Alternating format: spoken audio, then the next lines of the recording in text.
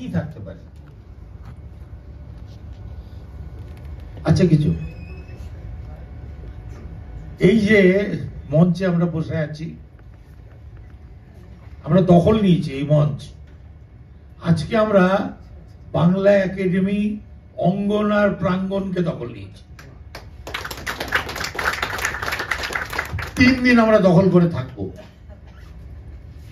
আমরা যখন লেখালেখি শুরু করি 30-40 বছর 42 বছর আগের কথা, 45 বছর আগের কথা, এই প্রাঙ্গণে আমরা লুকিয়ে লুকিয়ে ঢুকতাম, চুপি চুপি ঢুকতাম, নিজের পরিচয় যেন প্রকাশ না পায়। আজকে আমরা বুক টান করে এখানে ঢুকছি স্বপরিচয় স্ফীত বক্ষে। এই সুযোগটা আমাদের কে করে দিলেন? দিলেন মা মাটি মানুষের নেত্রী মমতা ব্যানার্জি। তালিতে জোর হয়নি, ওই নামটি শোনার পরে ফল ফেটে যাওয়া দরকার। ভারতবর্ষে আর কোন রাজ্য নেই, কোন রাজ্য সরকার দলিত সাহিত্য একাডেমি গঠন করেননি। দলিত মানুষ নিজের কথা নিজে বলবে, নিজের লেখা নিজে প্রকাশ করবে, সগর্বে স্বাধীনভাবে। কোন রাজ্য সুযোগ দেয়নি। দিয়েছে কে? আপনাদের মুখে নামটা শুনতে চাই, কে দিয়েছে? আরে জোরে বলুন। বাংলার মুখ্যমন্ত্রী মমতা ব্যানার্জি। আমরা কৃতজ্ঞ, দলিত মানুষ আমরা কৃতজ্ঞ। এই যে আমাদের দলিত সাহিত্য একাডেমি, আমাদের উপরে তো সরকারি আধিকারিকরাও আছেন, আমাদের উপরে কোনো চাপ নেই, কোনো প্রেশার নেই, কেউ আমাদের বাধ্য করে না যে ডান দিক যেতে হবে না বাঁ দিক যেতে হবে। সমস্ত সিদ্ধান্ত আমরা নিই। দিদি আমাদের সেই স্বাধীনতাটা দিয়েছেন। তিনি কি চেয়েছেন? দলিত মানুষ এগিয়ে আসুক, দলিত মানুষ তার নিজের ব্যথা যন্ত্রণা দুঃখের কথা, প্রতিবাদ আর প্রতিরোধের কথা নিজেরা বলুক। সেই মঞ্চ উনি করে দিয়েছেন। পরিতাপের বিষয় এটা, আমরা বছরে 5 কোটি টাকা পাই, খরচা করে উঠতে পারি না। দিদি বলেছিলেন ওই নেতাজি ইন্ডোর স্টেডিয়ামে, বলেছিলেন যদি আরো লাগে আরো দেব। তোমরা কাজ করো, তোমরা সংগঠিত হও। আমরা 3 বছর ধরে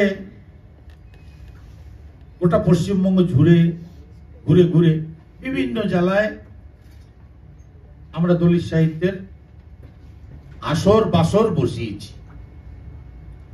দলিত মানুষকে সচেতন করার জন্য।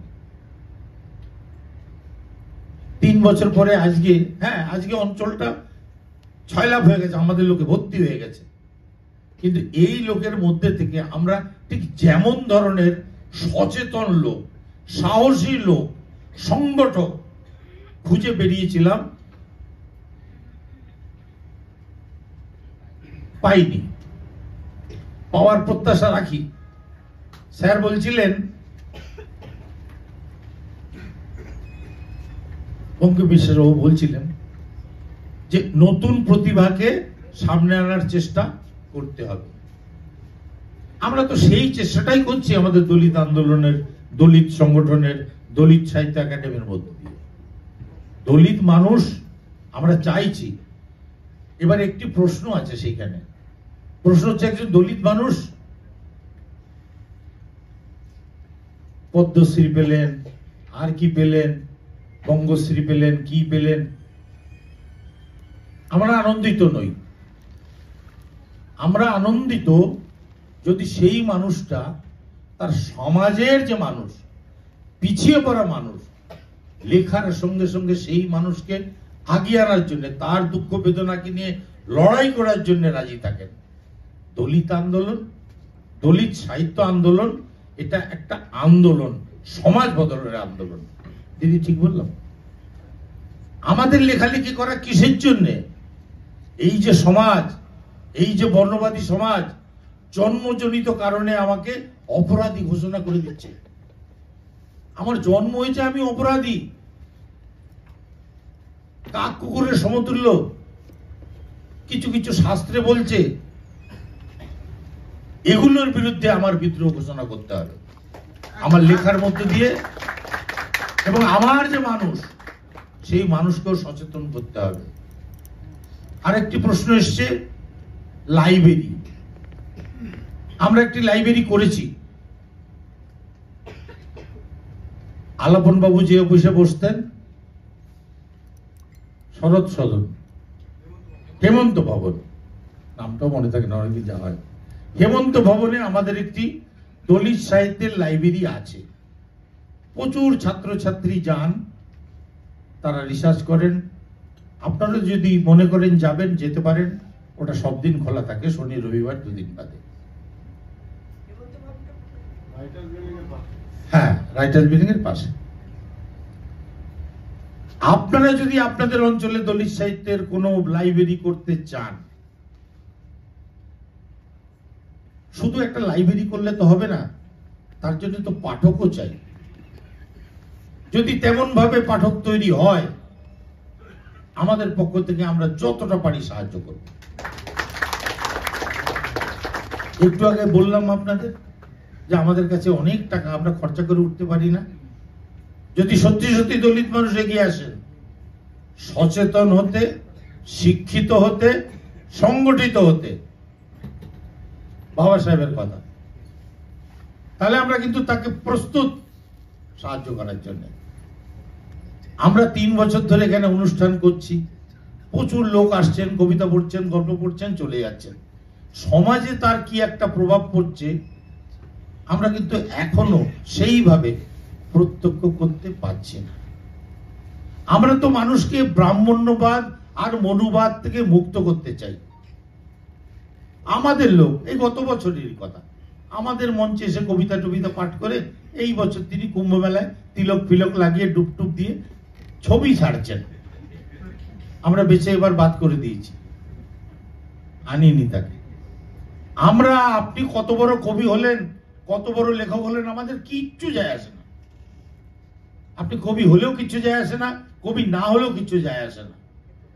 যায় আসে তখন যদি আপনি আমাদের লোক হন, আমার সমাজ বন্ধু হন, নিজের যে সমাজের মানুষ সেই সমাজের বন্ধু হন। আর সেই সমাজের বন্ধু যদি হন, তাহলে বাবা সাহেব আম্বেদকরের কথা আপনার মানতে হবে, হরিচাঁদ গুরুচাঁদের কথা আপনার মানতে হবে, পেরিয়ার রামাস্বামী নাইকার তার কথা মানতে হবে, ফুলের কথা মানতে হবে। আপনি যদি তাদের কথা না মানেন, উল্টো দিকে যাত্রা করেন, হতে পারেন আপনি দলিত সমাজের লোক, তাতে কি এলো গেল। হতে পারে আপনি এই 2-4 লাইন কবিতা ভালো লেখেন, তাতে কি এলো গেল। আমরা আপনাকে নিয়ে মোটেই ভাবছি না, আমরা ভাবছি সেই মানুষটাকে নিয়ে, আঁকা বাঁকা অক্ষরে যিনি নিজের সমাজের দুঃখ দুর্দশা যন্ত্রণা কথা লেখেন এবং সমাজের দুঃখ দুর্দশা দূর করার উদ্যোগ নেন। বেশিক্ষণ তো বলার, শিল্পীদের জাত হয় না, একটা প্রচলিত শব্দ আছে, ভুল কথা। এই যে শ্রেণী, এই যে বর্ণবাদী সমাজ, এই বর্ণবাদী সমাজে শিল্পীদেরও জাত আছে, খেলোয়াড়দেরও জাত আছে, গায়কদেরও জাত আছে। প্রত্যেকটা মানুষ জাত দ্বারাই চিহ্নিত হয়। আমি মনোরঞ্জন ব্যাপারী, একটু প্রথম দিকের কথা বলি। দাদা, মনোরঞ্জন ব্যাপারী নামে আমি লেখা পাঠিয়েছি একটি পত্রিকায়, আমি আর নাম নেব না, তাকে আর হাইলাইট করতে চাই না। মনোরঞ্জন ব্যাপারী নামে লেখাটা পাঠিয়েছি, লেখাটা পড়ে দেখেন ফেরত। সেই লেখাটাই নাম বদলে একটা অন্য নাম দিয়ে আবার পাঠিয়েছি, ছাপা হয়ে গেছে। হলো এটা, যখনই দেখেছে মনোরঞ্জন ব্যাপারী, দত্তারি ব্যাপারী, বাঘ বাউড়ি, এরা আবার লিখতে শিখেছে কবে, আর পরেরই ভিতরে খুলে। তারপর যখন একটা অন্য নাম দেখেছে, একটু উচ্চবর্ণ ঘেঁষা, তখন পড়েছে লেখাটা। সে গল্পটার নাম ছিল দুর্গ, অনেক বিখ্যাত হয়েছে গল্পটা, অনেকে হয়তো আপনাদের মধ্যে পড়েও থাকতে পারেন, 5-6টা ভাষায় অনুবাদ হয়েছে। জাত আছে, এবং জাত আছে বলেই আমাদের লড়াই। আমরা এই জাতপাত বর্ণবাদটাকে বিলুপ্ত করতে চাই, বিনষ্ট করতে চাই, ধ্বংস করতে চাই। তাই তো গলাবাজি করি বছরের পর বছর, তাই তো ঘাড় গুজে কলম পেশি বছরের পর বছর। যদি নাই থাকবে যদি শিল্পীকে শিল্পী হিসাবে সমাজ মেনে দেবে, বিদ্বানকে বিদ্বান হিসাবে মেনে নেবে, বাবা সাহেব আম্বেদকরের মতো প্রাজ্ঞ মানুষ, জ্ঞানী মানুষ পৃথিবী তো 5-6 জনের সঙ্গে তো তাকে গোনা হয়, সক্রেটিস, প্লুটো, অ্যারিস্টটল, এরকম 6 জনের সঙ্গে গোনা হয় তাকে।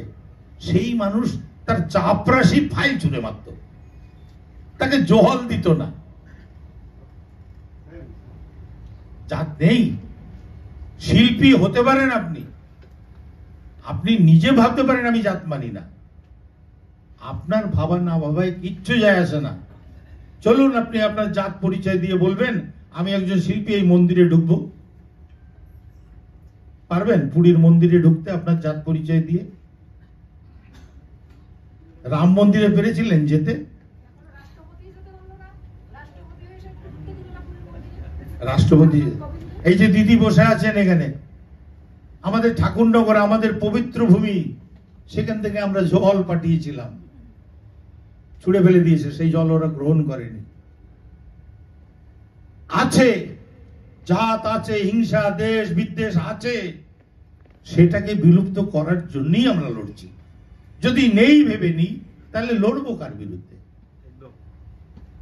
আমরা এত মানুষ এখানে একত্রিত হয়েছি কিসে? শখে না। এই যে দমন দলন, আমরা জর্জরিত, প্রতি মুহূর্তে আমাদের মনে করিয়ে দেওয়া হয় তোমরা ছোট জাত, তোমরা অচ্ছুত, তোমরা অস্পৃশ্য। একটু আগে আমাদের কথা হচ্ছিল, নিজেরা কথা বলছিলাম যে আমাদের এখানে বর্ণবাদটা উত্তরপ্রদেশের মতো, বিহারের মতো, মধ্যপ্রদেশের মতো, গুজরাটের মতো, রাজস্থানের মতো উগ্রতায় নেই, তাই আমরা শনাক্ত করতে পারি না। আমি যখন রাস্তা দিয়ে হেঁটে যাচ্ছি, এক বামুন আমার কাঁধে হাত দিয়ে দিচ্ছে, আমি ভাবলাম হা হা ধন্য হয়ে গেছি, আমার গায়ে হাত দিয়েছে, আমার ছুতো না, অন্য জায়গায় ছোঁয় না, আমার কাঁধে হাত দিয়েছে, আমি ধন্য হয়ে গেছি, আমি খুব তৃপ্ত হই। আমি যেন ক্ষুদিরাবাদে থাকি দিদি। একদিন সকালবেলা চা খেতে বেরিয়েছি, জানেন, চা খেচ্ছি আমি, আমার সঙ্গে একটা লোক বসে আছে, এক বামুন মশাই রাস্তা দিয়ে হেঁটে যাচ্ছে, আমার সঙ্গে বসেছিল, চা খেতে খেতে গ্লাসটা রেখে সে ছুটে গেছে প্রণাম করবে।